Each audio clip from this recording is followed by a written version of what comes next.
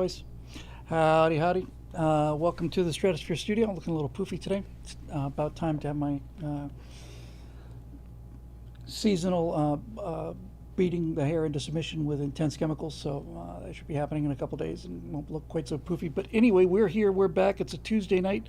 We had I don't know if it was an abort to orbit yesterday, but we had a launch failure. It's about 3 minutes before we started the show last night. I got a call from my wife saying that she was up at Lake Arrowhead and the car was almost all the way up the hill and was running hot, she thought, and was making hissing sounds and it just completely pulled my focus. So as it turns out, we got it to the 2 mile drive to the friend's house, and friend's brother came out and checked the oil levels and checked the fluid levels, and they were both fine. There was some fluid under the car when she pulled over. We think that might have been air conditioning condensation. So for those who were watching the drama last night, it may just be that that it was it was cooking out in the sun, and then went up the hill to the it's 4,000, 5,000 foot climb, so it's pretty rough on an engine sometimes. In any event, we can't find anything wrong with it. So that's good news. The water temperature, I was pleased to see when she took a picture of the instrumentation. The water temperature was fine. She may have just leaned against the hood at the gas stop and just felt the hood was like super hot. And anyway, she's back home. Got home a little while ago. That's why I'm starting a little bit late. And just staying home, waiting for her to get there. And she's back and home and safe, and the car seems to be fine. I'll take it around the block, but looks like it was one of those ischemic events, Don't know what caused it, but it doesn't seem to be there. So best possible solution. It doesn't look like I was concerned about, if the thing was really overheating and out of oil, even driving 2 miles, crack the engine block, and that's not fun since the car's not under warranty. So in any event, it's good to be here. I'm in a much better mood, and I was just, stressed.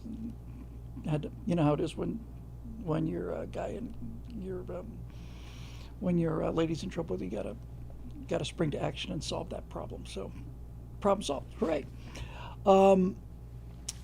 We did Dave Big Booty says it's got to be instrumentation, but there was no indication. There was no instrumentation indication. She just said it sounded like it was running hot and making a funny noise. And sometimes you can imagine those one can imagine those kind of things. So there was that. We got the show up last night, and we did the fourth segment of story mechanics. And I know when I checked the forum questions last night, there's a question about story mechanics, so I'll get to that when I get to that in the forum. I was going to mention this last night, but as I said, I was a little too distracted and too stressed. So Saturday, went for my first airplane flight, behind the controls. I took a helicopter ride back in November, which was fun. The real light French helicopter, was it H3 or something? Really beautiful little helicopter. Really like that. So I was looking for a Diamond is a German company, I think, and they make carbon fiber airplanes. And I learned to fly in carbon fiber gliders, so I never particularly cared for the Pipers or the Cessnas. I've flown 23 different types of aircraft, not individual aircraft, but 23 different aircraft types. That's a pretty good number, actually. And and and the one airplane I'm not rated in is the most common general aviation airplane in the sky, and that's a Cessna 172. I have no doubt I could fly it around without any trouble, but I haven't been checked out in a 172. So I was looking around for a place that had these Diamond Katanas, and the Katana has a Rotax engine, and there's a version called the Eclipse, which is a C3, DA20 C3, which has a Continental 125 horsepower. It's an extra 25 horses. And I was looking around for this, and it turns out, hey, look at that. They got one at a flight school here in Van Nuys, which is right around the corner from me. So I went for my first actual flight, behind the controls with an instructor, obviously, because I'm out of medical and I'm way out of my biannual flight review. So so we went around, and I got to tell you, I did not have a good time. Um, I I just didn't, and I was looking back at it and thinking, maybe this is just behind me. Just part of my life is just behind me. But when I was thinking about it on the drive home about why I didn't have a good time, it was I did not hurl. It was pretty windy. That made it a little. It didn't. It wasn't uncomfortable turbulence, and I kept thinking, why am I coming out of such a negative impression? And then I realized it was just because the plane was just a piece of crap. I mean, the Katana is a beautiful looking airplane, and it's and I was, like I said, I was searching all over for it. But this was a rental and a trainer, and this thing had a lot of miles on it, lot of miles, lot of miles. Sorry, real quick, let me just tee up the comment section for YouTube because I see a super chat there. Let's do that. Get that up there. From Roadrunner, our friend Roadrunner, was a contribution for the Natalia Melikova Whittle Emergency Auto Club Fund. You guys are just the best people in the world. Honestly, you really are. You're just phenomenally cool people. Thank you very much for that. Thank you very much for that. Anyway, where was I? It was just an old airplane, and old airplanes have their own smell. This one didn't have a vomit smell, but it did smell like an old airplane. It felt like an old airplane, and it has a canopy. It's a side-by-side, unlike the Sky Arrow, which we had, which is tandem, which I much prefer. Tandem's just cool. It makes it nice, slim, and it's just fun.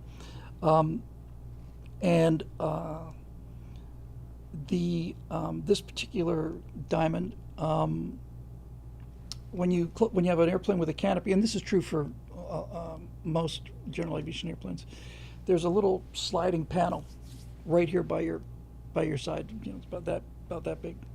And you just slide it forward if you want some air, and most of the time you keep it closed. Well, this thing was missing that, and so it was loud in there. And I had my headphones. I got great headphones. When I was flying all the time, I got Bose noise canceling headphones. Are the best they got, and they're very, very comfortable. It was well worth the investment when I was flying for 1,000 hours. But I couldn't hear half of the radio calls. My radio work was great. That came right back. I was real happy with that. Taxiing with the differential brakes was tough on this airplane because the brakes were. The Sky Arrow's got fingertip differential braking, and you can be very precise with that. This thing was a little tough to keep on the center line. We passed a light sport airplane that looked really nice, real fast and real sleek looking. These new light sports are really cool. So we taxied out, and then it turns out they're tearing up Van Nuys Airport. Their 16 right is big runway. It's 8,000 some feet, I think. But they've been repairing it, and so they repaired the first quarter of it, and then they repaired like the next quarter of it. So they displaced the threshold. And so we were taking off from about midfield with about 4,000 feet of runways, more than enough for this tiny little airplane. But there was a lot of taxiing, so did I buzz the tower, says Ace Effendi? I did buzz the tower, and I caused the controller to spill her coffee, and she screamed, "Skid!" So we were on the ground for half an hour before we got in the air, just waiting for traffic, because Van Nuys is still, even in the post-COVID days, pretty busy airport. But we climbed out and went over to Calabasas, and all my air work was really good. It's like I hadn't forgotten anything, and turns were real crisp, and I knew where I was. I was real confident. I was taking all of the radio calls, and I realized that two things that I didn't like was that the airplane was too old, and the flight instructor was too young. Usually you form a bond with a flight instructor, and good flight instructor makes you feel like He really glad to see you and stuff. And this guy was not a bad guy at all. He was a young guy, wasn't bad at all. He knew what he was doing. Landed with a 20-knot crosswind in a light airplane like that. So he's a good pilot. Just didn't really connect. I got a whippersnapper, yeah. And I just thought, there's nothing about this that makes me want to just come out and do this again. But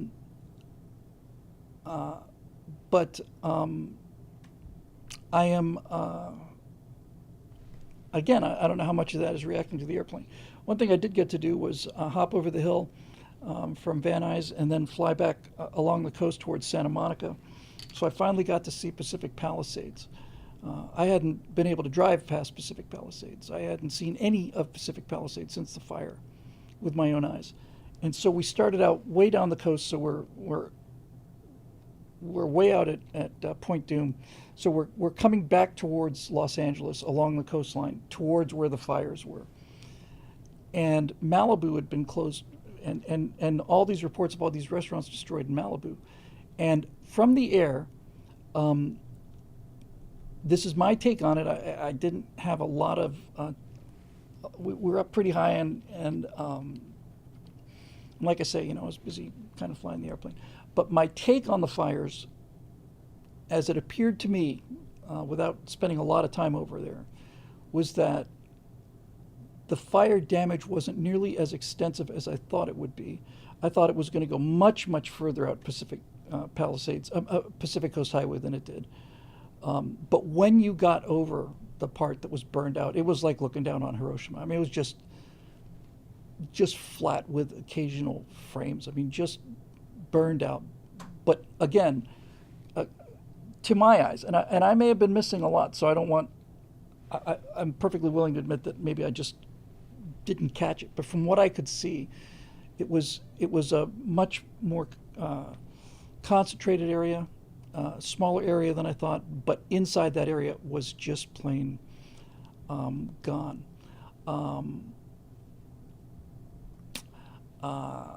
So I don't know what I'm going to do next. I co-own a Sky Arrow, which I loved that airplane. I loved it. Very slow, much slower than the Katana. The Katana was, I think, the never exceed speed on a Katana, I want to say, is like 160 knots or something. On the Sky Arrow, it's 119 knots, 120 knots. So that's, about twice as fast as you drive on the freeway. Twice as fast is not bad, but for an airplane, it's pretty slow. But my air work was really great, and I was real pleased with my radio work. I was talking with SoCal Approach rather, because we were doing flight following to make sure that we had, there's a lot of airplanes in a small area in Southern California. And I was calling out traffic to the instructor that was way out there, stuff that he either hadn't seen or hadn't called out. So I was happy with that. I'd like to do it again in a better airplane, and I might, but it wasn't the kind of thing where I was looking forward to this quite a lot for weeks, and thinking, man, if I really have a great time, I want to go out there again and do it again, next day. But I'm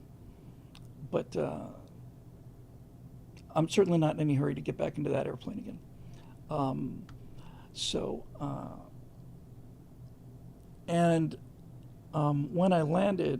When he landed, because I did the whole approach to landing, he said, I think I'll take the landing. It's been 8 years since I'd flown, and it was gusting. It was, crosswinds that were 16 to 20 knots gusting. That's a lot of crosswind for a light airplane. A lot of crosswind, and so he made a good landing. It was a solid landing, but he got us on the ground in one piece.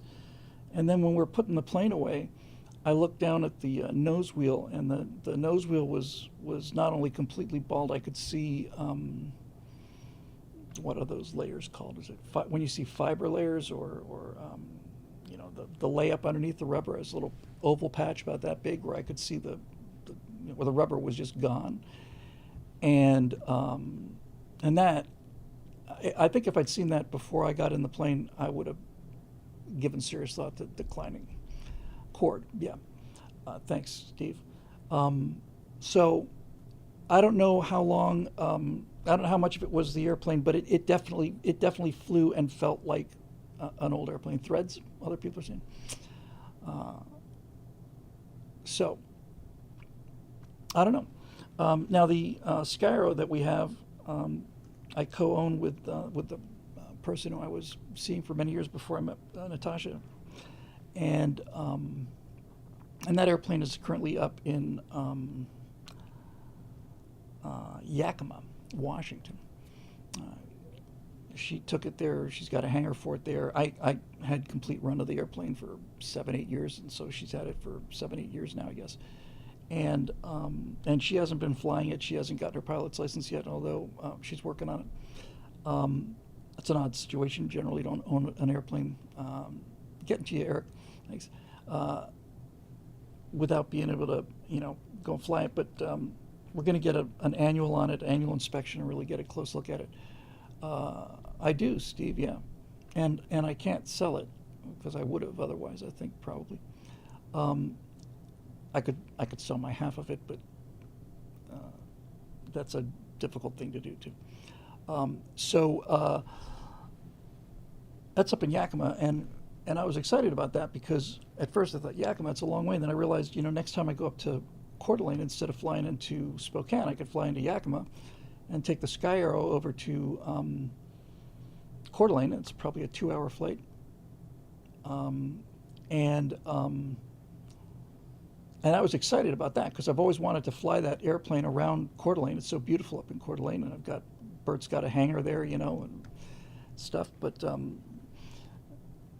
first, we need to give that thing a really good annual.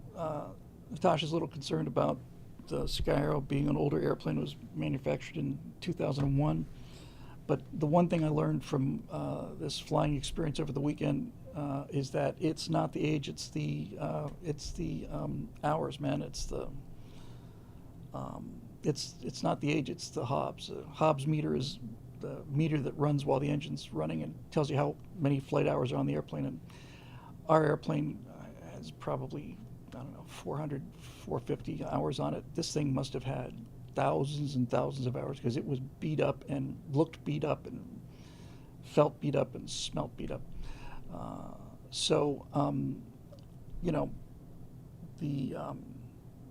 If I were able to get the license, I don't need a license. My license is good forever. I just need a biannual flight review and a medical, both of which are relatively easy to get, I think. And then I would, think about going up to Yakima, fly it around a little bit during the summertime. But Natasha's a little worried about that, and I got to respect that. And at the same time, I kind of want to do it. And I certainly want to use it in big bat problems. So anyway, I don't know whether it's a good thing or a bad thing. If I'd had a super crazy, amazingly good time, it might have been just tough. Right now, I've got things to do, and so it's off the burner for a while yet. Anyway, so. But I put another 1.1 hours into the logbook, so 980 hours now, I think, total time, something like that, 981, something like that. So anyway, that was my big flying experience. Nothing else really to report other than, as we've been talking about, concentrating on on staying on one thing and not jumping around like a squirrel everywhere. So I've been banging out these story mechanics. We showed part 4 last time. I was going to show it again, but I don't think we really need to. We all saw it last time, yesterday. And people are asking about Bean. Bean is he's hanging in there. He continues to lose weight, and he's real wobbly on his back legs, which is kind of hard to watch. But he's still there mentally, and my experience is, they let you know when they're ready to go, and that's usually, for me, it has been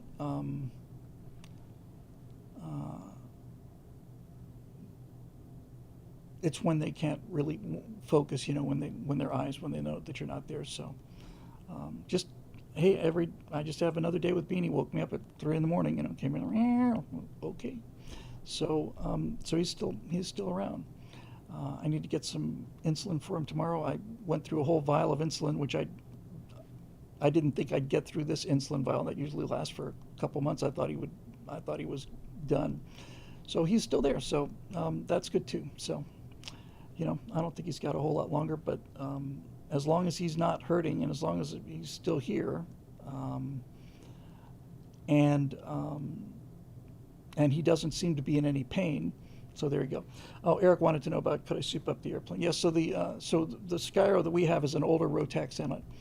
It was rated at 80 horsepower out of the factory. Now it's been flying it's probably got 600-700 hours on it now, and 10, 15 years. So that engine at full power probably right now develops maybe 70, something like that.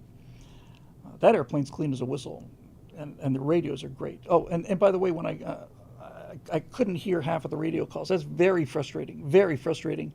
I got this window open on the Katana, and it's making all this noise, so I can't hear, and it's loud inside the cockpit, and that adds to the just the overall discomfort level. It's just loud in there. Um, the Rotax 912. We got a Rotax 912 Foxtrot, I want to say. They make a 912 that is exactly the same dimensions, and it's got 100 horsepower. You may not think that 20 horsepower would make a big difference, but that's 25% increase in horsepower. So if the Sky Arrow is in good shape and the money situation dramatically improves, we could probably sell the existing engine for 6,000 and pick up a 100 horse for, I don't know, 12 maybe. So delta 4,000 or 5,000, something like that. Having that extra 20 horsepower would add a lot. The Sky Arrow is a pusher airplane too. It's just a beautiful airplane. I love it, love it, love it. I thought I had pulled a picture of it and shown it not too long ago, but it's a cool bird. And unlike the other airplanes that I've flown, the Sky Arrow has not ever tried to hurt me, not even once. That airplane has been my friend for every single minute I've been in it. That plane didn't have a single bad habit. The engine just fired up and all the needles went to the right pressures, and they stayed there and were painted on, and boom, it was great. Trinity Waters, thank you with the super chat for the Bean Admiration Fund. Thank you very much. I'll buy him some cat treats for that. So very kind of you. So I guess we'll get into the questions and take it from there. I've got. I need a long easy. I need the long easy back. Yeah, that long easy was a little temperamental, but and not as much fun to fly as the Sky Arrow. Sky Arrow had a lot of room in the Sky Arrow. I gotta find you a picture of that. The Sky Arrow had it really, given the size of the airplane, tremendously roomy interior, and in the back it's positively cavernous.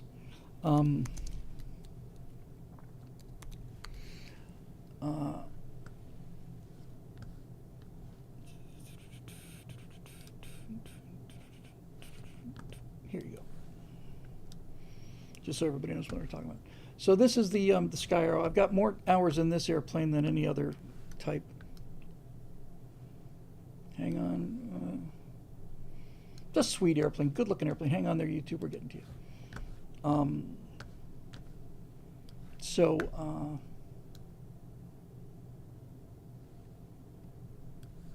Oops. Hang on. Oh, come on.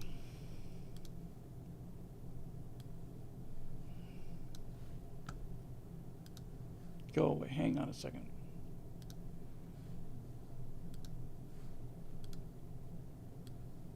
Oh, this is so frustrating.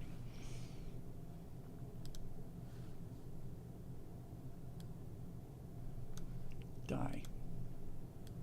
There we go. Yeah, so it's really cool. It's a pusher airplane, and you can see the back seats actually got a lot of room. The front seats got the canopy's unbelievable, and it's a real joy to fly. It's super simple. It like they say about the Piper Cub, it's so benign it can just barely kill you, and it's a cool looking thing, really beautiful. and the propeller's in the back, so you can pretend you're flying a jet. It'll stall at 38 knots, which is, you know, parking your car speed, and you put it down anywhere. So put another 20 horsepower on that would be nice.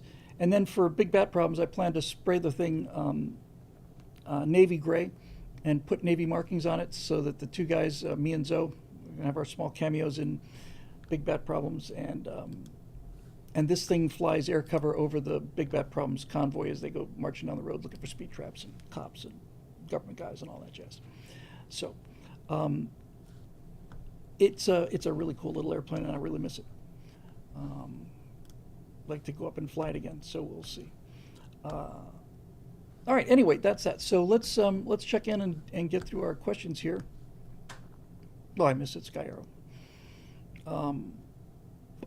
The Long Easy, on the other hand, was much, much faster and much bigger engine. You had to worry about keeping that engine cool. It was in the back. It was kind of tightly cowled. And when you got it lined up on the runway and you gave it full power, in the Sky Arrow, you feel like you're accelerating in like a Hyundai. But when you hit the gas on a Long Easy, you feel like you're in, a Stingray. I mean, I think it's like, okay, it's a monster. Yeah, it's a cool little airplane. All right, so to the questions. Let me see how I want to do this. Let's get rid of this, I think. So I've been out just not feeling good at all for the last 4 or 5 days, and still that kind of held up the website development. But one of our members called in and offered to take a look at it, and I told him I'd call him, and I've been kind of out of it for 3 or 4 days, so I have to catch up. Here we go.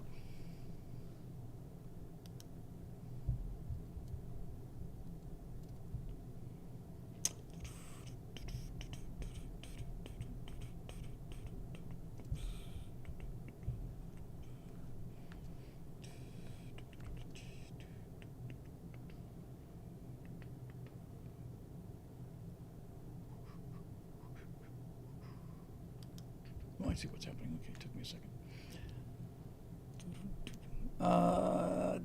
These questions have been curated by Ian Nolan. Thank you, Ian. Really appreciate it. And let me move these out of the way so I can keep my eye on all the chat skis and all the rest of this stuff that's going on. Yes, it is similar to a Velocity. Steve Whip, I have about 200 hours in a Velocity XLRG. Now, that airplane was a monster. And that airplane, I did not like. It was a beast. It scared me.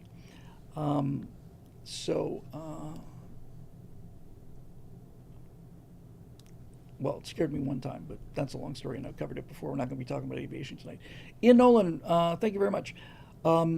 So let's see what we got just for the night here. We got an Ian Nolan, got another Ian Nolan, got a Road Rider, Marusha Dark, who's apparently MIA. People are wondering where Marusha is. Capital G Geek, Roadrunner again, Ray Juarez, Eric Blake, and Marusha Dark again. So, okay. Velocity was a derivative of Eric Kennard, stuff for Cozy, which happened. Yeah, that's exactly right. Velocity XLRG was very powerful engine, 300 horsepower engine, and we flew that out of Santa Monica, which has very, very, very stringent noise abatement things, and we just kept getting busted all the time. Get things just roar. Yeah, and the Velocity. I'm not going to get into the Velocity. I flew the Velocity from Florida to California, and it's an incredible airplane. Really is it's a beautiful airplane, but they kept making it bigger and heavier, and the one thing I testified that they did not beef up was the nose gear strut.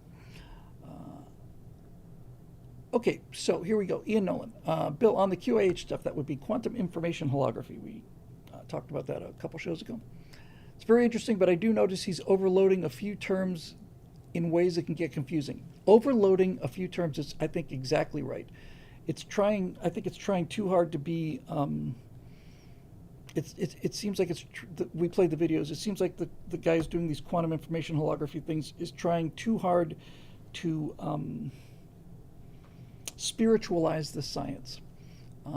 But they're very effective videos, and I love them. Anyway, overloading a few terms in ways that get confusing. Some bullet points. Sometimes he refers to the fundamental quantum particles he's proposing as light, but we've known since Maxwell that light is a wavefront bundle of electromagnetism. It's not fundamental in the sense that we know what it's made of and how to make it, yes.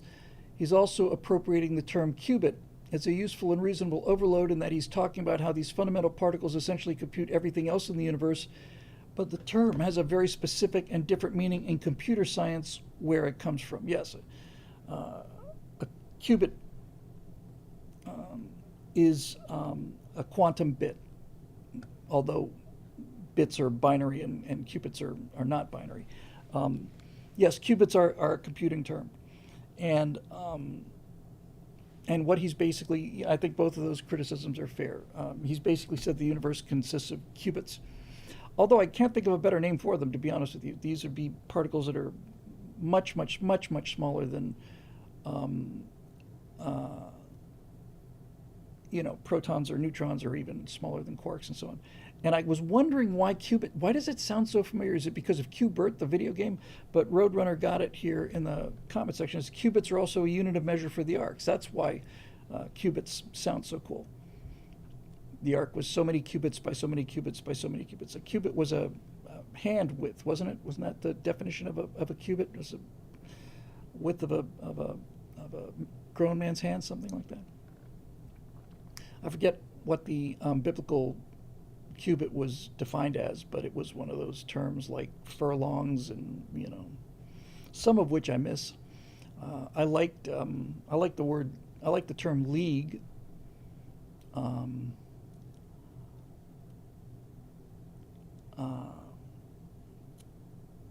And I like the term fathom. Cubit is 18 inches. Oh, it's middle fingertip to elbow, so that's a cubit. Bigger than I thought. Thank you, Eric. Yeah, and a league is 3 miles, and a fathom is 6 feet, right, if I remember correctly. They're both cool. They're cool, going down to 70 fathoms. Got a nice ring to it. Sad Wings Raging says, how long can you tread water? And the answer is for as long as I need to. So anyway, that's about that. But noticeably, Ian's criticism didn't, and I'm not trying to be confrontational here, didn't really say that the guy's making up junk science. He's just saying he's appropriating words. And again, he's kind of trying to have it a little bit both ways. But on the other hand, that's the entire point of quantum information holography, is that, it is very musical and very... I like quantum information holography because it takes the dead out of dead matter. Makes the whole universe look like if the theory is correct, the whole universe is alive, interconnected, constantly reacting to things that are happening on the other side of the universe, and matter is being woven in and out of existence by what's the term?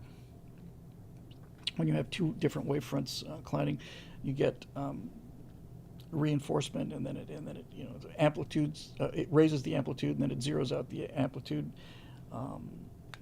interference, and that's just got a nice feel for it, and the idea that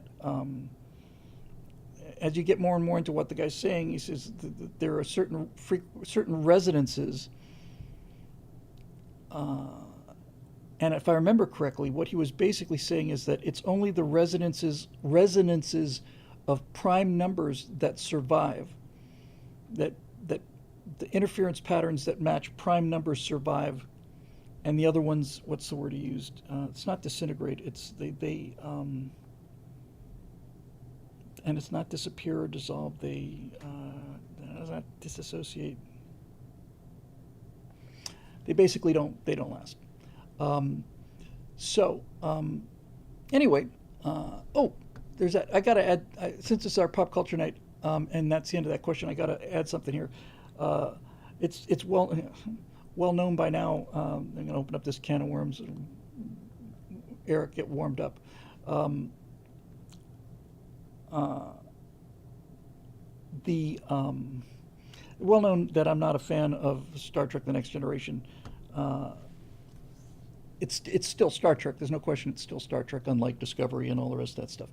Uh, but I'm not a fan. I'm not a fan of Picard. I'm not a fan of the Enterprise, which I think is a giant cruise ship, with kids on boards, and it's not, just a hideously ugly spaceship with the Stewie Griffith head, and then there's no warp drives. These little tiny little freaking contact pills, and it's just I just can't stand it. I think the Enterprise D is just hideous. So, and I'd always thought Picard was just a tea sipping dandy, and I stick to this. So here's something I found over the course of the last day or two, and I saw all of it.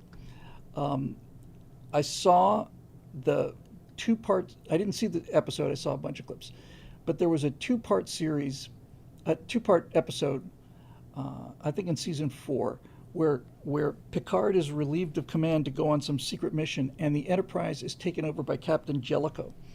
And Jellicoe is played by Ronnie Fox, who's a really great actor. He was in RoboCop, and he was the good guy in Deliverance. He was the guy who played the guitar with the kid, with the banjo and dueling banjos, and and yeah, it's called Chain of Command. And Jellicoe comes on board the Enterprise and kicks ass. And I thought, this guy may be the best captain that I've ever seen in Starfleet. He is freaking amazing. And he takes over, and Picard has to go on this secret mission. So Jellicoe's got the Enterprise, and he's just laying into everybody. We're going to go to 4 ships every 24 hours instead of 3. I want 4 ships up by 1800 hours tonight, and then it's like we've got 2 days until we get to this rendezvous point. He says, I want battle drills run for every one of the ships. I want to simulate a Cardassian invasion fleet, and then he goes down to engineering, and he says, I've been looking at your outputs here, Geordi, master engineer Geordi LaForge. He says, we need another 15% out of the warp core. And Geordi says, 15%? Like, that's insane. And then Data says, well, it could be possible if we disassemble the warp core and reroute this and that and so on. And Geordi says, but that would take hours and hours of work, and we wouldn't have to work around the clock, and we wouldn't get any sleep for 2 days. And Jellicoe said, yeah, Jellicoe was the guy who was the British admiral in the Battle of Jutland in World War One. So this captain comes on board and says, I don't care. He doesn't say make it so. He says, get it done. Get it done. Data says, well, if we use the entire engineering staff, we could probably do it in 2 days. But as long none of us would get any sleep. He says, we're going into battle with the Cardassians. We're going to negotiations with the Cardassians, and I think it's going to turn into a fight. So I want this ship trim and ready to go. I want 15% more out of this warp core. And Geordi's bitching about, it's going to take a lot of work, and I don't have the time. And it's like, 15%. If you could have gotten another 15% out of your warp core, you should have been cashiered on the spot.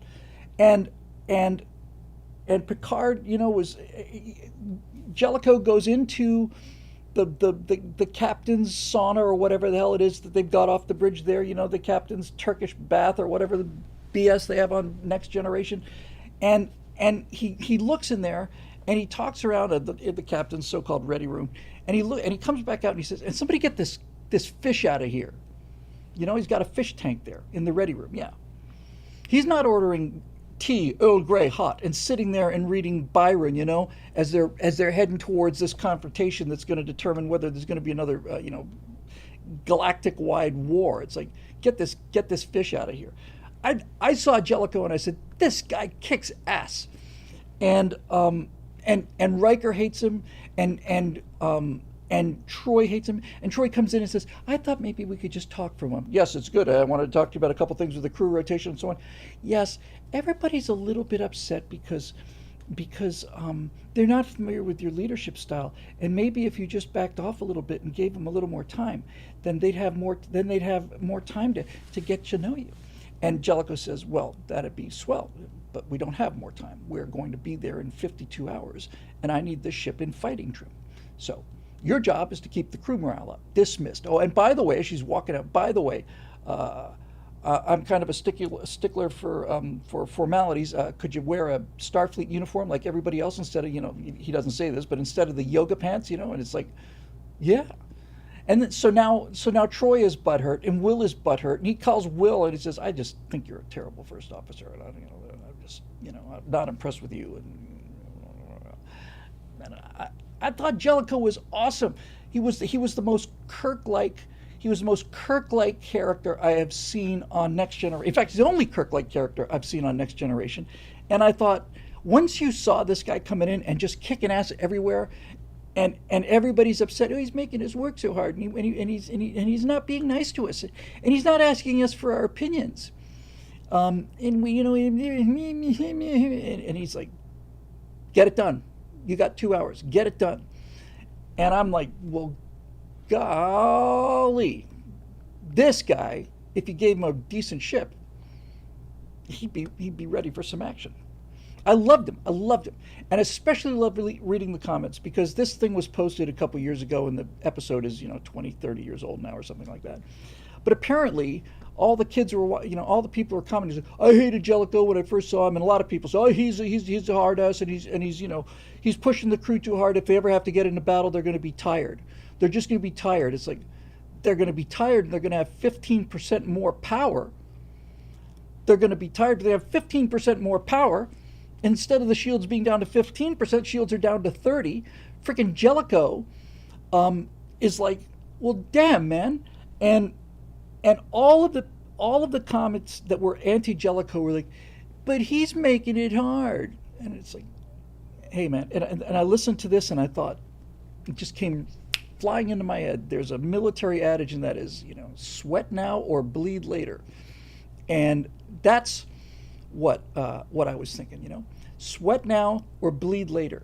We're going to be tired if we go into battle. We've been working 2 days straight getting our warp core up by 15% efficiency. So how long does a space battle take anyway? 4 minutes? Adrenaline's going to start pumping. You're going to be damn glad you have that extra 15% power if you really need it. And I just loved him, man. And he wasn't a dick. He wasn't like a dick about it. He was just like, this, we got to get this done. We got 2 days. We have this conference, and if this conference doesn't go well, we could start shooting. And if we start shooting, then by God, the Federation's going to win. In fact, there was a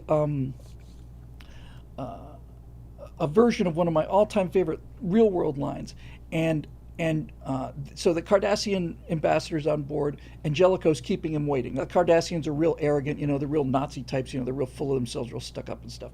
And so Troy comes into the Turkish bath lounge, sauna that Picard has, where he can sip his Earl Grey tea hot. And Troy comes in and says, are we going to be having the meeting here? And he says, no, I think the meeting in the recreation area or whatever, I think that's a good place to do it. Lower status place. She says, so but he's in there waiting, and he says, the Cardassians are like wolves, they're very brave when you put them in a pack, and they're very, like that. But when you get them alone, they get thoughtful and careful, and that's how I want them.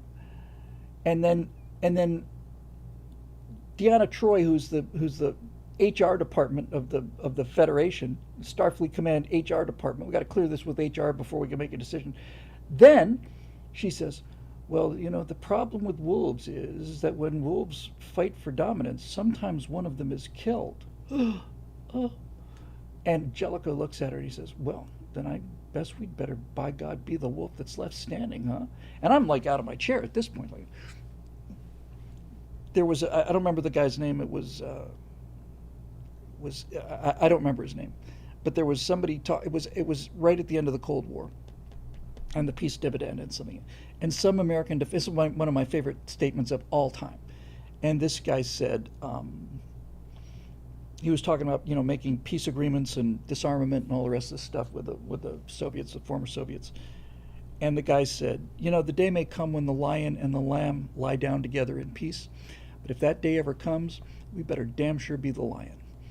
And I thought that is my philosophy, my military philosophy in a nutshell. I'm all about peace. I'm all about getting along with everybody.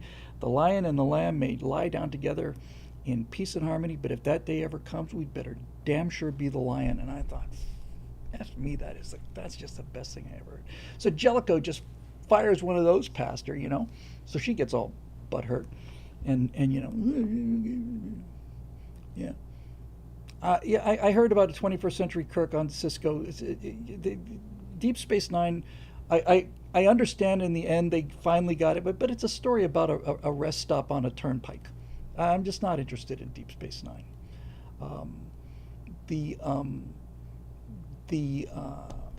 I just, did they have a Stuckey's there?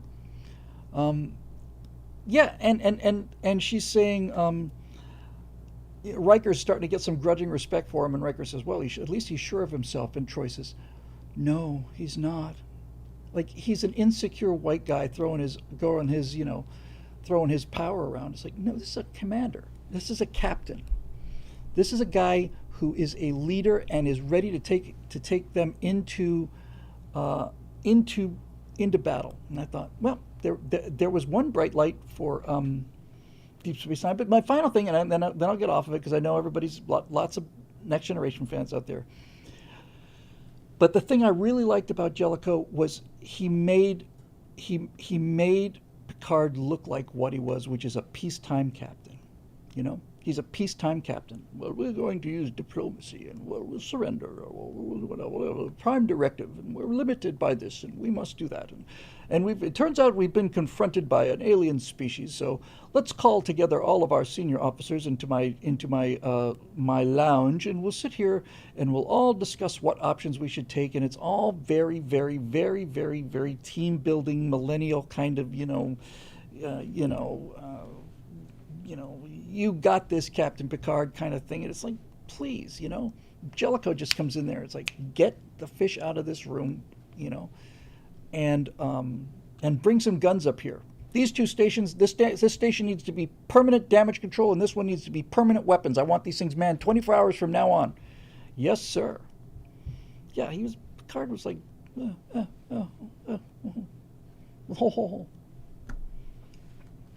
And I knew they threw a girlfriend at him every now and then. Some mature woman who's, undoubtedly she's like a concert cellist or something like that, and they throw these little romance kind of things at him, but he's not fooling anybody, we're not fooling anybody. Tea Earl Grey hot. You know who else drinks tea Earl Grey hot? Is Sulu.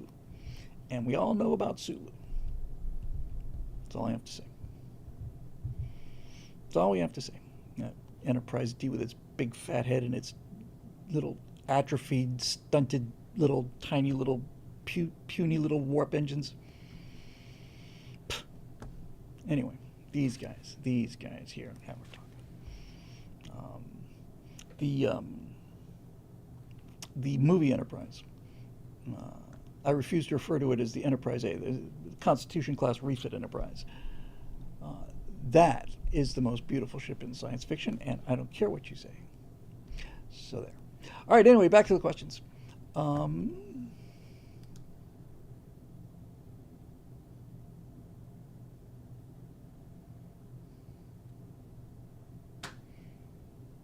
Apparently, and he's also added something where on Easter, United Airlines airplane had an engine explosion on takeoff. It took a rabbit strike. So apparently, on the takeoff roll, a little bunny went hopping a little too fast and a little bit too high, and rabbit strike. Okay. Anyway, that's Ian Nolan. Thank you, Ian. Road Rider. Ian, that rabbit is a killer. It's got pointy teeth. All right. All right, after watching Story Mechanics, I'm seeing an interviewing Bill, but I'm also seeing performing Bill and exhausted Bill. He's seen performing Bill at the Indianapolis Tea Party talk. I remember that very well. And exhausted Bill in TSL over a year ago. Remember that too. Question: of all your afterburners, hot mics, and firewalls, which one would you say viewers got to see a sneak peek at the real Bill Whittle? I'm guessing the one with Mike Schlitz, The Girls of Four More, Walter Reed Hospital, and Walt Fricke. That was the one where I interviewed Mike Schlitz, who'd taken a riding in a Humvee and an IED exploded underneath him and burned his eyelids off and his ears off and his hands off and all the rest of it. Grok confirms it was called The Tale of Two Americas. Everyone should experience that afterburner. Grok knew that. That's interesting. Maybe Grok can help me find some of my videos. Thanks for doing all your shows. Thank you all these years. Well, first of all, the real Bill Whittle is by far, is the Stratosphere Lounge Bill. You know, that's unvarnished Bill right here. But in terms of the ones, I did one called Why We Suck, about why it sucks being conservative because you don't get to blame other people for your problems. That one was a little personal. The one Howie, which was really honestly kicked off my kind of spiritual restart, was really personal one for me. I honestly got to tell you, the first thing that came to mind when you asked the question, which one is most like me, there's two of them. One of them is the one I did on Star Trek where I did it on the bridge, and I need to post that.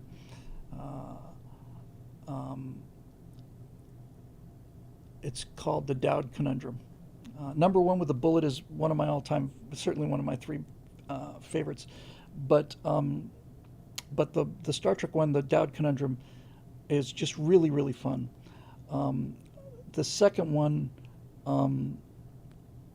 I think if my first reaction was actually the true story of the atomic bombs, because that one had me fully engaged, and I did a ton of research on that, and so it was like an exemplary thing in terms of like me using my intellectual abilities to the limit that I've got them anyway. But the one thing that I liked about the true story of the atomic bombs is that there's this constant, slow-burning rage underneath that. Just this rage, just this suppressed rage at Jon Stewart calling Harry Truman a war criminal, and and all of these snooty, cocktail party progressives to, oh, what is a war crime? And I was like, well, saved my dad's life, and that means it saved my life, and saved 7 million Japanese lives as well. And I was just so bloody angry the whole time. I was just like, man, here you go. See what happens when you make me angry? You're gonna get the full power of this fully armed and operational battle station. Yeah, I think that's probably my best answer for that, Road Rider. Thanks for bringing back the memories. Okay, Marusha Dark, topic. Eric Blake says, sadly, Stories That Matter was a PJTV vid, so it's locked unless you know where to look. If you can tell me where to look, I'll just download it and post it. They're not even around anymore.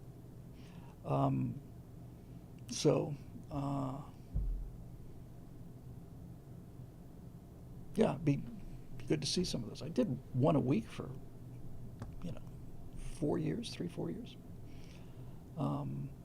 Yeah, the atomic bomb afterburner was historical document in my opinion. I thought that was really just the end of the argument. I really like it. Really proud of it. Sycopolin says, my sister's in Hiroshima. She ain't going to the bomb memorial. That's 1925, yeah. So 2025. So what did that? The 80th year anniversary.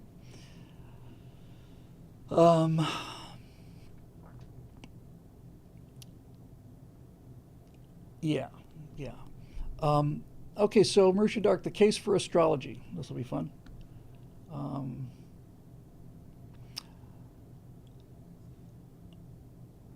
Guns also has a lot of views, although not on my channel. All right. The case for astrology, and I need to get all this stuff organized and reposted. You know, there's just so many things I need to do. The social media manager will be like, "Hey, do this." So we got a lot of membership drive to do. Eat the Rich is huge. Eat the Rich is one of my all-time favorites. Hold on, Eric's got a link for me here.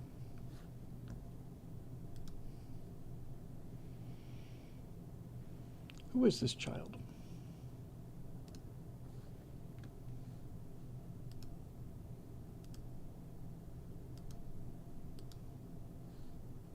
Boy, I remember that set. My hair looks like a Reagan helmet. Thank you, Eric. Let me save this, bookmark it, and then I will download it and have a look at it. I remember the skinny tie and the gray suit. So, thanks very much. I think it's called Stories Liberal Tell. I suspect, if I remember correctly, it was about who we venerate and so on. Okay, so Marusha Dark, who doesn't appear to be here. Is this all of the...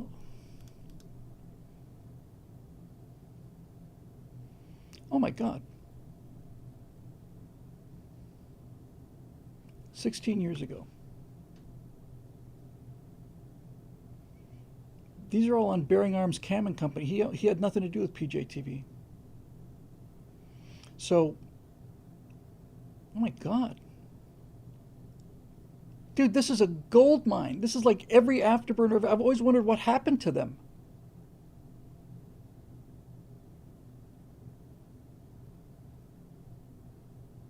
Three and a half days.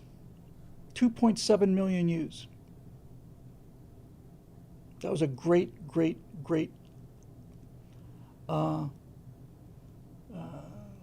Kisama 001 for a super chat says it's never a war crime the first time. Yeah. The bridge in your mind, look at these views. 70, 42, 121, these are decent numbers for me today. 405, 1.2 million, 60, 36, 244. Eric, you've found my my treasure trove. I had no idea this was out here by Three Finger G. Well, I think I've got as much right to them as anybody at this point. Now, a lot of these are dated, really dated, but a lot of them are not. Let me see, is Howie here?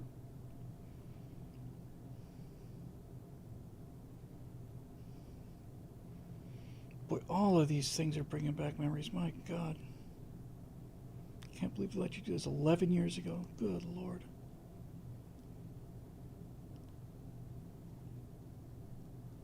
I have no memory of virtually any of these things.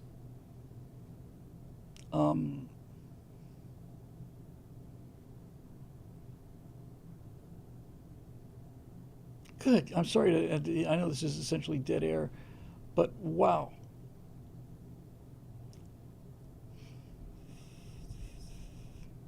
Stories liberals tell.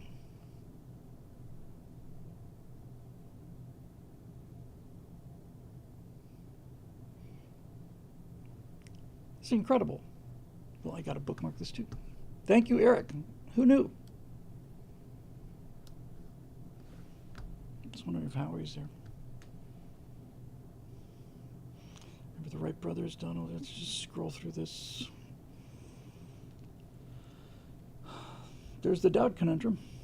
47,000 views. I think I've got that one archived. I remember before I left there, I archived like 8 of my favorites or something. Oh, Under the Sea Angles and Dangles on board the USS Pasadena. Cool. Thank you very much. Thank you. I got a super chat here from the one about Lubbock, Texas is part of the What We Believe series, which I have on a DVD, and I've got a DVD player, which I got for 1, 2, 3, and I need to see those again too. Festonia says, am I inferring correctly that Bill Whittle thinks Picard was a pussy? Well, yes. How dare you, sir? Picard was badass when he went up against the Tamalak in the episode The Defector. Picard, shall we die together? Yeah, okay, he had his moments. But yeah. And then the Taffy 3-jar fun night build. Good night, folks from Sad Wings Raging. Thank you, Sad Wings. There's the Dowd Conundrum. Well, he's actually got my first one up there, the Piranha Party. That was the first one I did.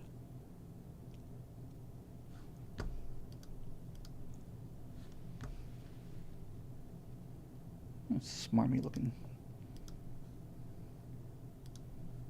chap. I gotta watch these, man. This is like memory lane. I remember that tie even. Okay, enough of there's iconography. Hot diggity dog.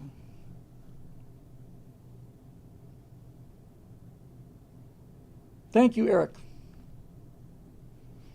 Oh, Ghosts of Independence. That was the one about the seeing the Constitution barely visible.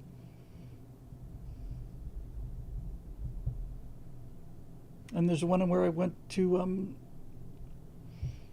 Oh, okay. And anyway, sorry. It's like finding a jar full of home movies. So, cool beans, man. Thanks a lot. Very grateful. All right, moving on. Marusha Dark, Case for Astrology. Since this came up last week and is somewhat related to Easter, Ostara via the Wheel of the Year, I wrote up a more plausible explanation of how astrology works. And there's a link. And it's really long. Okay, I'm just trying to scan it here. As opposed to the conventional explanation of woo-woo star energy, it's a bit too lengthy to cover during the live, but I thought you might enjoy reading it out of interest and comment on it in a future episode. I guess for right now, I'll just say Happy Easter and be sure to check out the other links as well. Thank you very much. And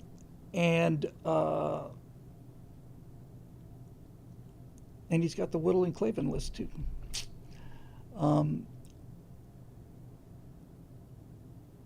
Wow, I could just... That's a lot of content, man. Anyway, Marusha's basically talking about divination. It turns out that the stars and the planets are the world's first clock. So they're the first realistic, reliable, accurate measure of time over a relatively short time span. But no, I argued that I don't think there's anything really to astrology at all. Astrology was useful as a precursor to astronomy in the same way that alchemy was a precursor to chemistry. But yeah. He says, Eric, please don't unearth any videos Bill had to do for money early in his career. No, I'm not proud of them, but I'm not ashamed of them either.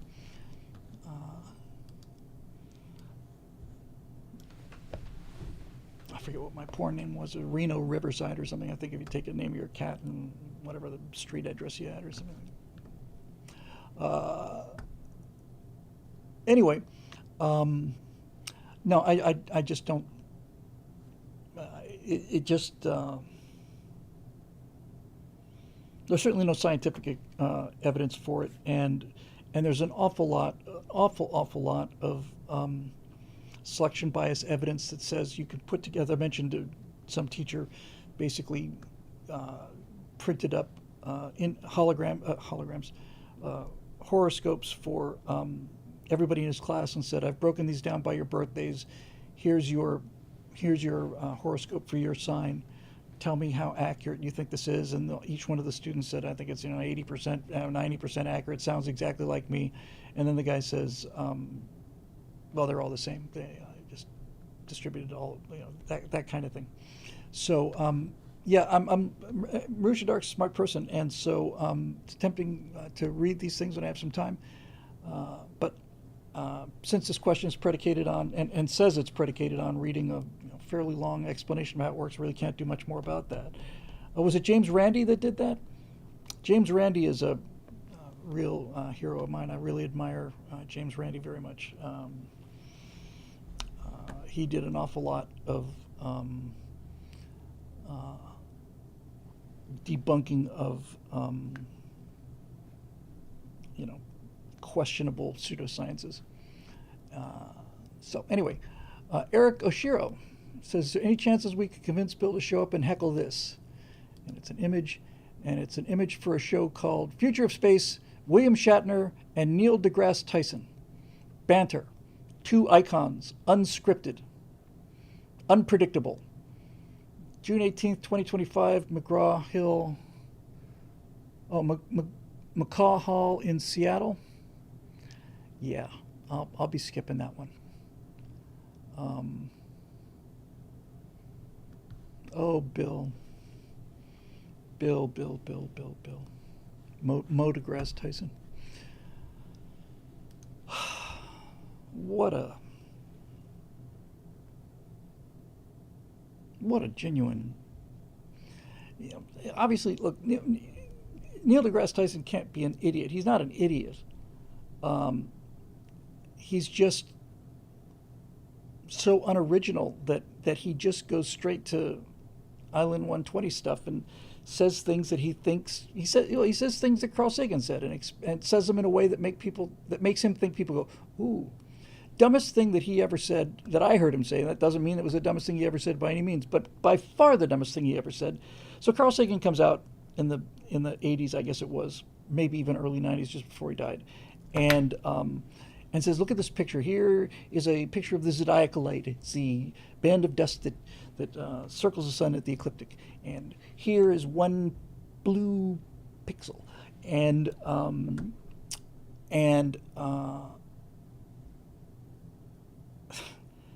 so this is called the pale blue dot. Everything that lived on Earth, all of the empires and all of the nations and all of the relatives and all the past, and all, is all inside this one blue pixel.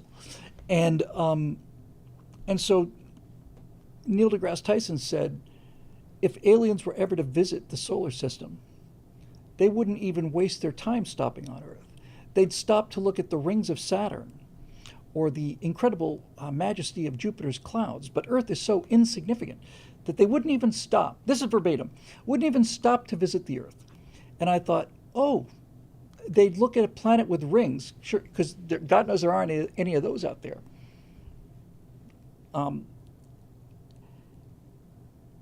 And would ignore the blue planet with billions of species on it. Billions of species? I think there are certainly hundreds of millions of species.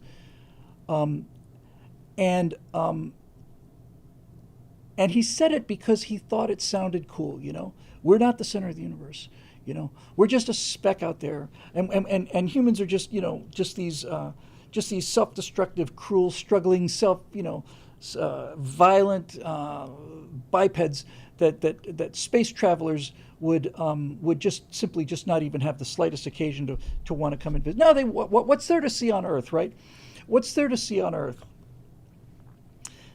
One of the problems with science fiction is that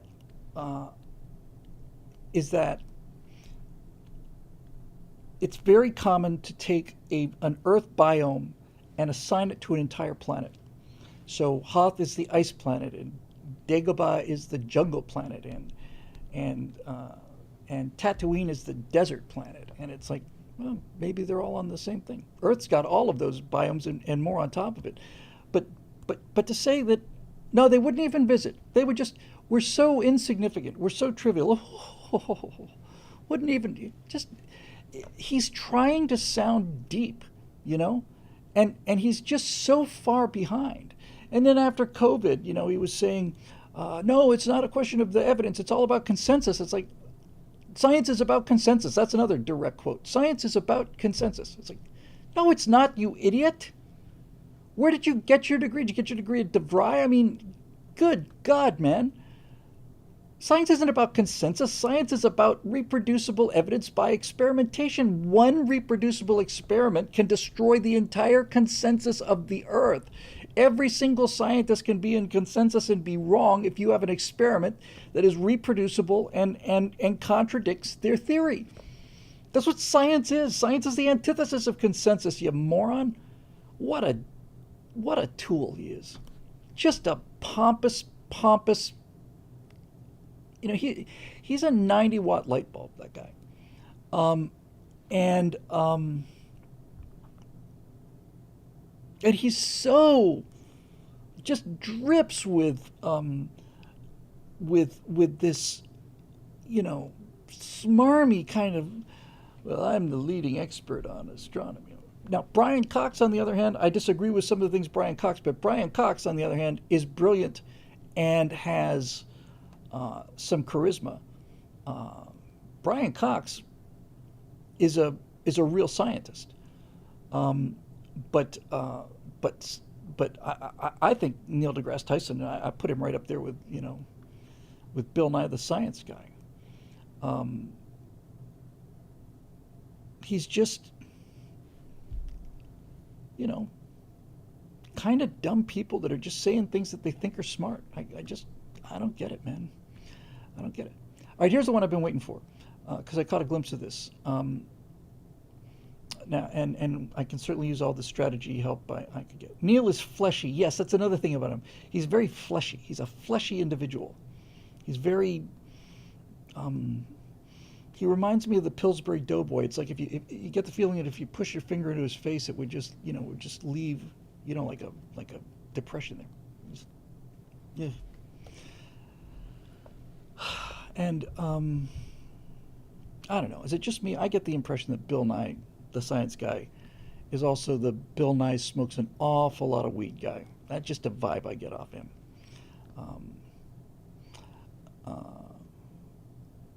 Anyway, I just have nothing but contempt for these for these celebrities. Just nothing but contempt for them.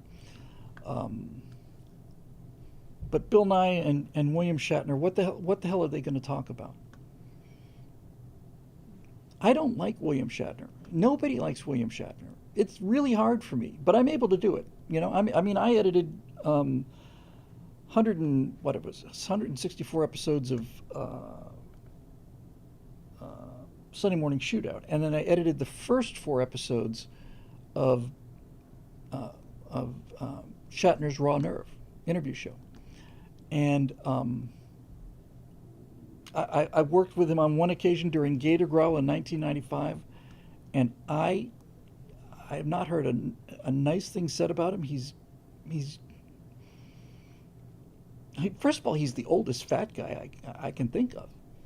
And he just let himself. I saw Bill Shatner when I was a limo driver and I got out here in '88, so this would be probably around '90.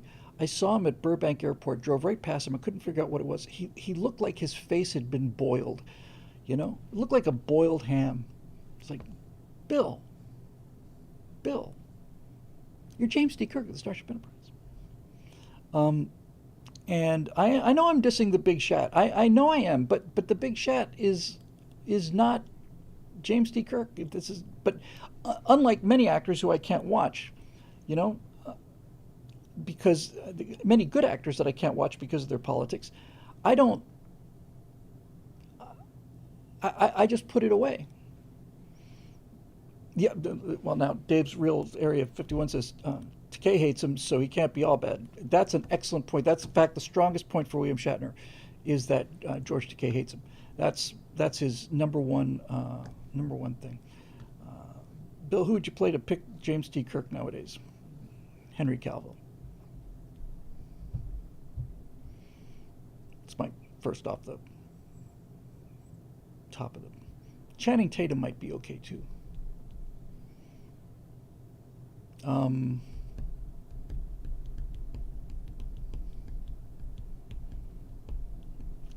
Nobody else really comes to mind.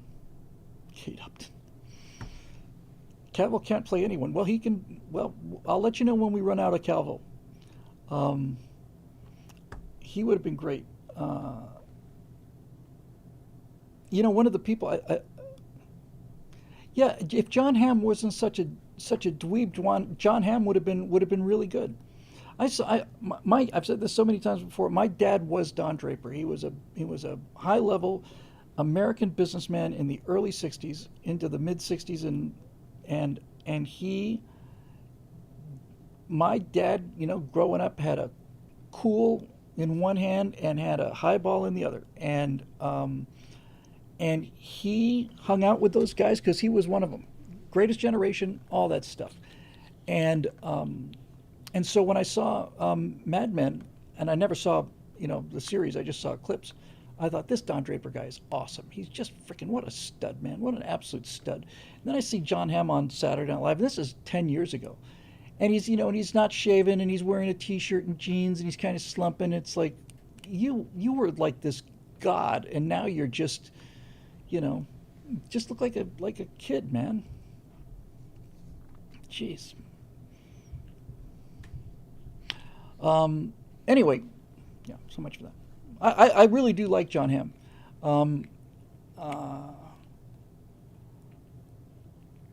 Draper, well, let me rephrase that. I'm not a huge fan of John Hamm. I'm a huge fan of Don Draper. I'm a huge fan of Ron Swanson. Not so much a fan of the actor who plays Ron Swanson. And you just have to get used to it. But it doesn't take away from. It's just always interesting to me that, you know, all of these liberal actors like Ed Asner playing, you know, Lou Grant and Bill Shatner playing Denny Crane and Alec Baldwin playing whoever the hell he played on what is it, 30 Rock or 40 Rock or 80 Rock or what is something Rock. The characters that made them famous that they're so good at, they can't stand them. They hate them. But people love them because, yeah, Chris Helmsworth could do Kirk, although Chris Helmsworth is a little bit self-referential for me. Jack Lord would have been a good James T. Kirk in his prime. And I think Robert Conrad would have been a really cool James T. Kirk, although a miniature one. But I would have liked to see. I think Robert Conrad would have been really interesting in the gold jersey. Because he had the strength. You know, he had the Robert Conrad had the strength and the masculinity, and he had the really great looks. But he also had that charm. You know, he had that kind of fun. You know, don't sleep on it. No, I won't. I promise I won't. Baldwin was great in Hunt for Red October. He was great. It's got to be somebody really handsome, charismatic, decisive, but with a boyish kind of sense of humor, with a certain lightheartedness about him. So there you go. Okay, so this one's one I've been looking forward to. Stephen Lang for James T. Kirk.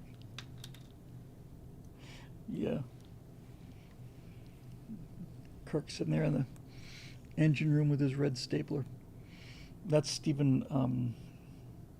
It's not Stephen Lang. What's his name? The other Stephen.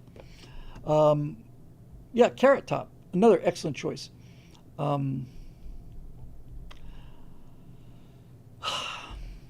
But yeah, yeah.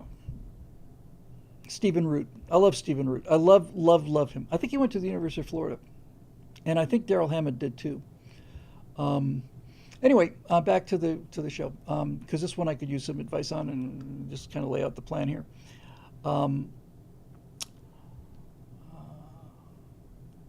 Capital G Greek, a geek. Sorry about that. Greetings from the swamps of Northern Virginia. I've watched all the story mechanics so far and loved them. Can't wait for more.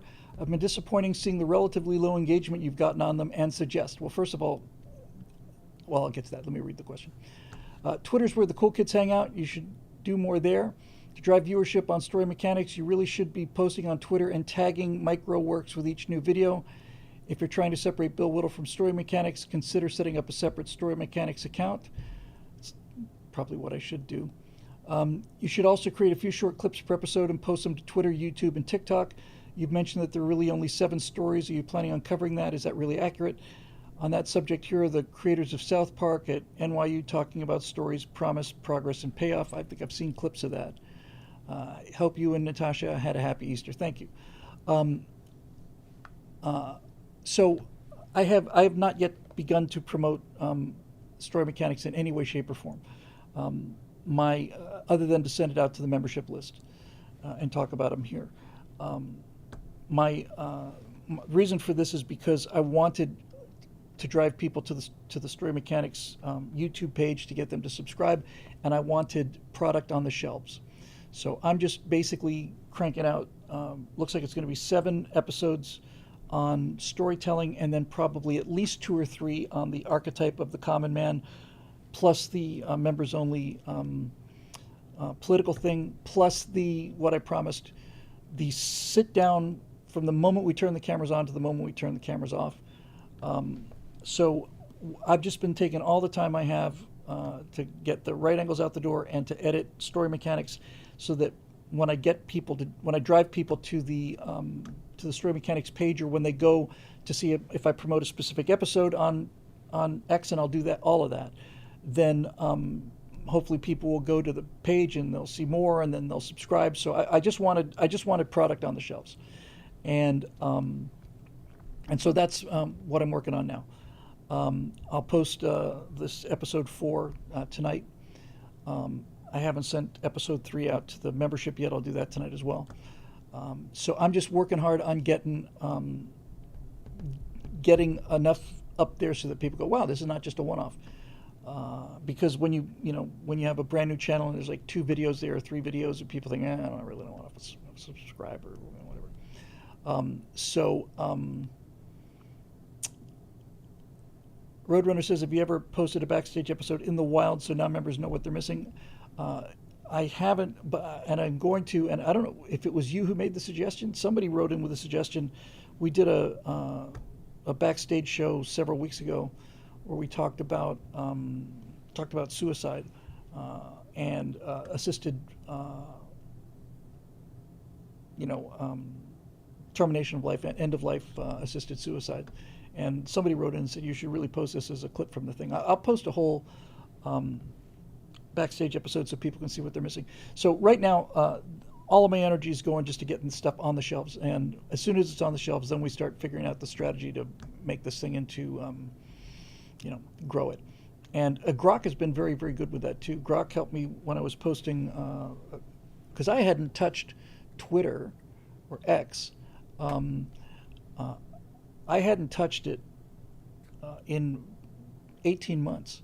So now I post all the right angles and hot mics to Twitter as well, to X. I think it probably is a good idea to do see, the problem with me doing a new account for story mechanics, which is a good idea, if I post them under my X account, I have 30,000 or 60,000 followers already. So might be a good idea to just maybe keep doing that. I mean, Story Mechanics is a YouTube program. It lives on YouTube. Other social media can help drive people to YouTube, but it lives on YouTube, and that's clips and shorts and all that stuff. I can put those on Facebook. I can put them up on Instagram and all that stuff. But basically, the entire idea is to get it on, get the thing on YouTube and have it live there. So I'm keeping archival copies of these. Obviously, I don't do that for right angles, but I do for the hot mics and for firewalls and afterburners and things. But needless to say, I will keep archival copies of Story Mechanics. But growing the YouTube channel is it right now? The answer to your question is the reason the numbers are so low is I haven't done any promotion. And by the way, Natasha spent $100 promoting one of her videos. She's been gone for 5 days and she really missed posting, so we'll probably post a new video on her channel tomorrow. But we boosted it for $100 and it got 6,000 views. So definitely going to put some money into promotion and getting it out there wider. So uh, I think that's it. I like X actually, and it's certainly easy to post to. And Grok kind of took me through it step by step. And Grok said, "Okay, contact me again at 20 minutes past the hour," because Grok doesn't have any sense of time when you're not interacting with Grok. It can look at your timestamp on the input, but Grok doesn't sit there waiting for you. It just shuts off. So then I would say, okay, it's 6:20. Here's the number of views. Yeah, this is a little lighter than it should be. Retweet this and put the link in, and so there you go. So hopefully that's a strategy. I don't know how good a strategy it is, but that's what we got, and we're doing our best to stick with it. Okay, so let's see. We got a couple more here. But thank you for the suggestions and as always, the kind words. Roadrunner. Greetings, friend Bill. Hello, Roadrunner. First became interested in science and space travel when I started reading science fiction. Me too. While I may have read a few short stories in elementary school, it wasn't until I read my first science fiction book that I really got hooked. The book was Red Planet by the great Robert A. Heinlein. I got hooked on Arthur C. Clarke, actually.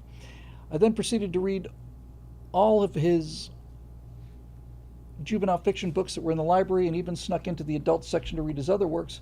Personally, I believe that Mr. Heinlein did more to popularize science and space travel than any other writer, using strong, believable characters, both male and female, actual science, and stressing the importance of honor and good behavior to win the day. I agree. Heinlein is a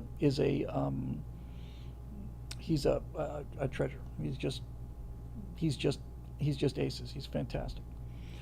Mr. Heinlein was a graduate of the United States Naval Academy, class of 29, reaching the rank of lieutenant before being medically retired due to tuberculosis in 1934. A campaign has been started to name a future DDG-51 Flight 3 Arleigh Burke class destroyer for Robert A. Heinlein. Absolutely should do that. To honor this former naval officer and patriot, a website has been set up with details on how to help the effort by writing letters to the Secretary of the Navy, John Phelan. That's a great idea, or Pellin. Yeah, the USS Robert E. Heinlein would be great. Would you be willing to support this effort by helping to get the word out to your dozens of fans? Yes, just kidding. I know your fans are legion. Let me see the website here. Okay, it's easy to remember. I'll put the link here. But for those of you who are watching this recording, if you want to help get the USS Robert A. Heinlein, it's the website is ussrobertaheinlein.com, which is a damn good website to have. I got a super chat from GareBear48 here saying, well, I figured out how to add dollars. Grand thumb for Kirk. Hooray. Thank you very much, GareBear. That was very kind of you. I really appreciate the super chats. I have to turn on super thanks and all the rest of this fundamental idiot stuff that I should have been doing forever, and just overwhelmed. What's this? Eric says, the new Starship Troopers film is about to be marketed as true to the book. It's about time. Just at the same time, Rad Rat Robot and YouTube says Starship Troopers never got a good movie. The one with the same namesake is an insult. It is an insult. It was done by directed by a European communist who apparently just had a science fiction movie, and they told him Starship Troopers name was available, so they latched onto that. He made fun of the whole, service guarantees citizenship thing, thought the whole thing was just hilarious, played him out to be fascist, when in point of fact it's a profoundly deep conversation to be had.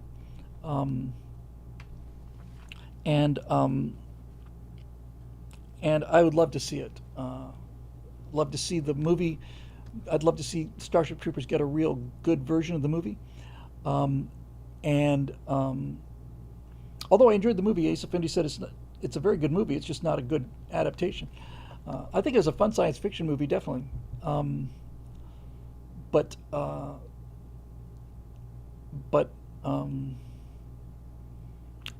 far as Heinlein having a destroyer, God knows he's deserved it, as has everyone who's got a destroyer named after them. So, yeah, ussrobertaheinlein.com. Ray Juarez. Hi, Bill. Hey, Ray. You should reach out to the Fat Electrician. He's a history YouTuber and veteran. Just did a video on John Paul Jones. You probably could do something interesting, or at least compare notes. And here's a YouTube link. P.S. The Don't Touch Our Boats guy is habitual line crosser, and he has a paywalled show with TFE where they visit military museums. No, with the fat electrician. Habitual line crosser is really really funny, and really funny. Don't touch our boats. And I'm happy to see he's got a bunch of cool T-shirts. One of them says "military grade mental health," which is really brilliant. He's doing one of his little sketches where he's playing a recruiter and he's asking the recruit, do you have any mental illness? Do you suffer from anxiety or depression? And the guy says no, and he says, "Don't worry, we'll provide that." I just love the guy. He's terrific. Haven't seen him in a while though, so there you go. Eric Blake, tonight the case of the coming conclave. So, Bill, as you may be aware, Pope Francis the Red died Monday morning, and thus following a set-in-stone period of mourning, etc., we'll see the cardinals get together in Mass in Vatican City and hold the conclave to determine his successor. In your opinion, Bill, how important culturally is the outcome of this? How vital is who or what the new pope will turn out to be? Personally, I wouldn't mind seeing an American take the mantle. Worth noting, Timothy Dolan was in the process of retiring from his cardinalship, but Francis died before finalizing it. Maybe that was God preventing the retirement for a reason. Who knows? Hashtag mysterious ways. I don't know how you're going to do worse politically than Francis. I'm sure they'll find a way if possible. The only thing that interests me about it sounded a little more callous than I like, but the thing that does interest me about the election of the next pope will be as a bellwether to how deeply this worldwide ongoing populist revolution has penetrated. If they go with another liberation theology socialist, then they haven't gotten the message yet. If they come up with a populist like John Paul II, a nationalist and a patriot and a tough guy, that'll be I think a great sign that that this is in fact a worldwide phenomenon, and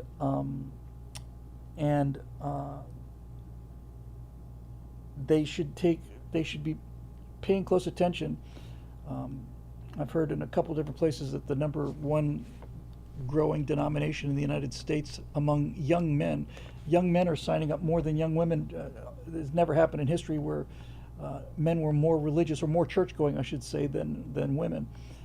But young men are signing up, and they're signing up for the Eastern Orthodox Church because apparently there's something in the Eastern Orthodox religion that makes you feel like when you go to church, you're actually going into a church.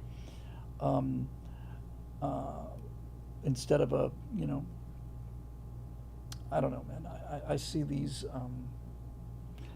these denominations where they have lesbian women wearing rainbow robes officiating church services, and they seem to think, oh, this will get people in if we're more inclusive. It's like, no.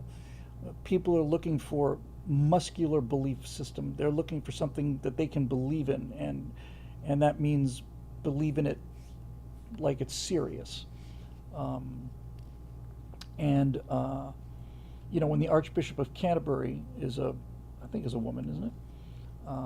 And basically is saying we need to have areas in our churches where we can have mosques, have Muslims feel comfortable. We'll put up a crescent on the wall or something. It's like, okay,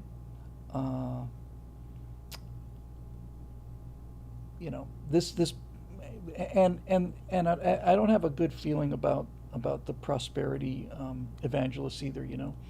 That God is your ATM and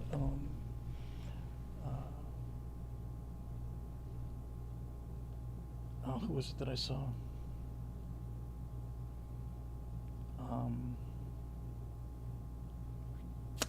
Famous pastor's son said that God loves you no matter what you do, and He wants you to be rich. And I just thought, Joel Osteen's son, I think it was, said that, and it doesn't seem to really make sense. His son was basically saying, God loves you. Don't worry about, don't worry about, doing what he wants you to do. He just, he loves you regardless. But I think either I'm missing something or he's missing something. Um, and so I don't know, Eric. I think you said that both the leading candidates are very conservative. I sure hope that's the case. Eric Blake says Billy Graham deserves to be officially sainted. I kind of agree. I think Billy Graham did an awful lot of good and seemed to be pretty much preaching the gospel. And I don't know. I like the fact that there are many different denominations and that people's, you know, that you get to go to a church that matches your personality. But some of the teachings of some of these churches are just don't strike me as particularly Christian, or some of them are not even particularly moral. And when I see a drag queen going down the center aisle of a church or a small chapel or a cathedral or something, and being applauded and and shaking his butt as he walks down the aisle towards the altar, it's like you're missing the boat here. This is not what this is about. This is not what acceptance is about, or love, or forgiveness. This is just plain depravity, and I think I just think it's offensive. I mean, they'll be letting Satanists into church soon just to show how open-minded Jesus was. I maintain my I maintain my devotion to the Church of the Subgenius. My pursuit of slack has never been stronger than it is today. So there's that. And then we have a final Marusha Dark, who again is apparently not here tonight, which is kind of strange. Topic: successful sabotage. Bills, you probably heard by now, in response to the recent cratering of Snow White, Disney announced that they will be putting all live-action remakes on hold. Hooray! Just wanted to ask you to take a moment in joining me in saying thank you, Agent Ziegler. Operation Dumbo Drop was a massive success. You may now return to base. Over. I have other good news as well, but I'll save that for Thursday. So hopefully Marusha's out doing something that is good news for Marusha. Disney live-action remakes are just an abomination. I was talking with Mike about this when I was doing his shows. We recorded the Story Mechanics session on a Monday, and then I think on a Wednesday or Thursday I went down to his studio in Santa Monica, and we shot 7 shows. And I don't know if many of you are aware of this, but it's really something to think about. So the way Hollywood works, Hollywood is rapidly dissolving back into the slime that it emerged from. But for the duration of the studio system, especially after the breakup of the studios in by the time you get into the 60s and 70s, then into the 80s, 90s, and early and so on after that, it would be the policy of a studio. If a studio got a hold of a script that they liked, like a really good script, but they didn't want to make that movie, they would buy the script and then they would just shelve it because they didn't want any other studios making the script. And what that means is that just behind the Gorn there on the other side of the hill are thousands of movies that are instantly recognized by people who are professional storytellers as terrific, magnificent scripts, amazing stories. And they sit on shelves and they'll never be made because they don't want to release the rights, because it's not something they want to do, but they bought it up so that nobody else could have it. And when I think about this, it makes me weep, We're not talking about rejected scripts here. There's plenty of scripts that are rejected and deserve to be rejected.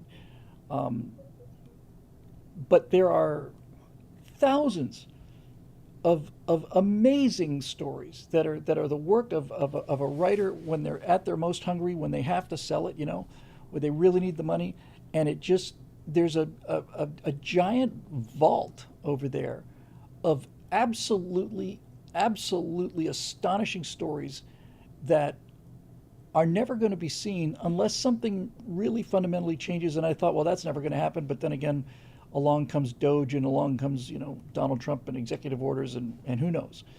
But but I wish somebody would release those films.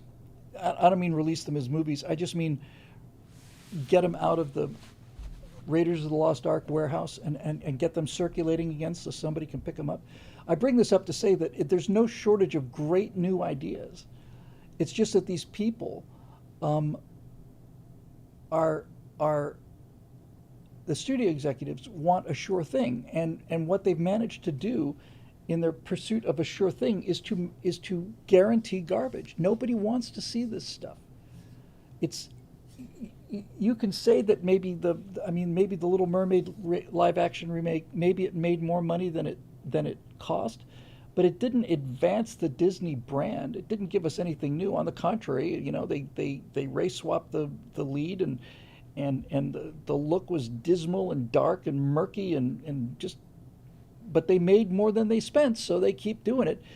They're just gutless cowards. You can't play these things safe. You can't imagine a movie like The Godfather or Apocalypse Now or something like that being made today. It's just way too risky. And yet, when people were taking those chances, that was, the 70s were the golden age of Hollywood. I mean, it was just incredible. The late 60s through the mid to late 70s were just amazing films. E.T. and Jaws and Star Wars and all of this stuff. And they were so original and so fresh. And then the studios just got taken over from people who were, the studios were always run by businessmen, but they were businessmen who actually could read a script and know if it was going to be any good or not. They got replaced by bean counters, and they continue to suck these things dry and just, until there's nothing left but a husk. And they when I think of all of the really great new products and new properties and new IPs and new franchises that could be put out there, it makes me nuts, which is, again, motivation for me to keep swinging at the colonies as hard as I can, because no one's seen anything like this before, ever seen anything like this before. And so I just keep running the hamster wheel, trying to get from here to there. And, time keeps it ticking away. And I really think I need, I've got a membership drive to do, because we really need a membership drive. But once I get another story mechanic shot and stuff, I really think I need to go someplace for 2 weeks. First of all, just to write Big Bad Problems, and I just need some time away to just reset. But that can't happen until, so you're kind of stuck on the treadmill until you can, until you're not. So that's basically, where that thing sits. So I'm going to go out and get some dinner with my lovely wife, late dinner. I got to upload another story mechanics thing and get that out to the members tonight. So I think that'll probably do us for this evening on a crazy long show, but not terribly crazy short show too. 1:45, close enough.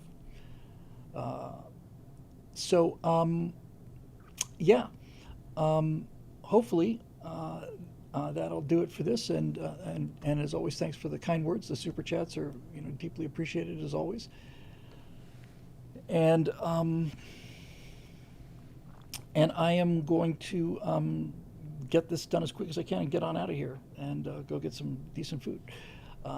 This program is made possible by the members at BillWhittle.com who keep the lights on burning. We need to increase that tribe, but I'm sure we'll find a way to do that as well. And until then, we will see you guys on Thursday. Don't forget to add yesterday's showtime to the total.